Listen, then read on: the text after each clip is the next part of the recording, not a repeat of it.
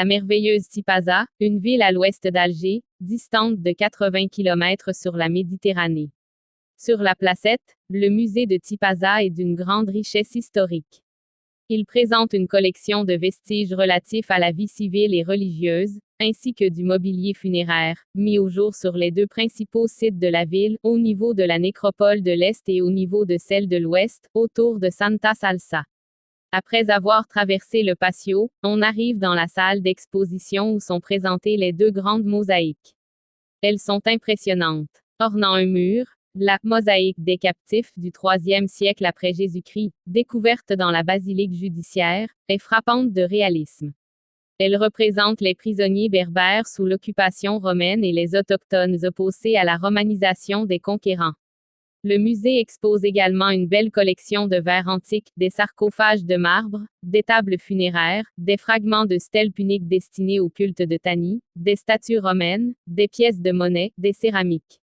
En fait, le musée en lui-même n'est qu'une portion de l'immense musée à ciel ouvert, qu'est toute la ville de Tipaza qui est à l'origine une fondation punique en Afrique du Nord.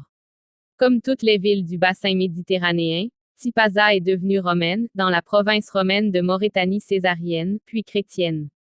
De nombreux vestiges puniques, romains, chrétiens et africains attestent de la richesse de l'histoire de cette colonie. Les Phéniciens y ont fondé un comptoir vers le 5e siècle avant Jésus-Christ. C'est de cette origine que la ville tire son nom qui signifie « lieu de passage » ou « escale ». Mais le plus plausible Tipaza est la déformation du mot berbère tafsa qui signifie le grès ou la pierre calcaire. Toujours en usage dans beaucoup de régions du Maghreb. La ville connaît son essor sous le roi numide Djouba II et devient avec Cæsarea, actuel Churchill, l'un des foyers de la culture gréco-romaine en Afrique du Nord. Tipaza avait alors le type de la ville punique car elle se situait dans l'ère d'influence de Carthage. Sous l'empereur romain Claude Ier, en 39, Tipaza prend le statut de municipe latin et se dote d'une muraille longue de plus de 2 km. Adrien éleva par la suite Tipaza au rang de colonie honoraire. À la fin du IIe siècle, la ville connaît son apogée avec une population qui s'élève, selon les estimations de Stéphane G. Sell, à 20 000 habitants. Au IIe siècle, cette cité romanisée s'agrandit vers l'ouest aux dépens d'une ancienne nécropole punique.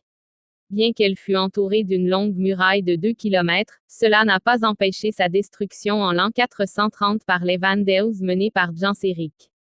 Tipaza a, en tant que port, une importance moindre que Cæsarea. Son trafic maritime étant réduit au cabotage. Le site archéologique de Tipaza contient divers vestiges, dont les restes d'une basilique. Son théâtre avait une taille honorable.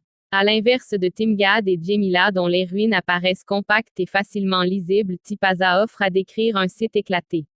Ceci est dû au fait que tout n'a pas été dégagé et qu'une bonne partie de la ville est encore sous les sédiments. En l'état actuel, les ruines se présentent en deux grands ensembles. Le premier, situé en dehors des murs, à l'entrée de la ville actuelle, à droite de la route qui vient d'Alger, correspond à une grande nécropole avec la basilique funéraire de Sainte Salsa. Le second, c'est le parc archéologique, situé à la sortie ouest de la ville moderne, qui regroupe la majorité des monuments mis au jour.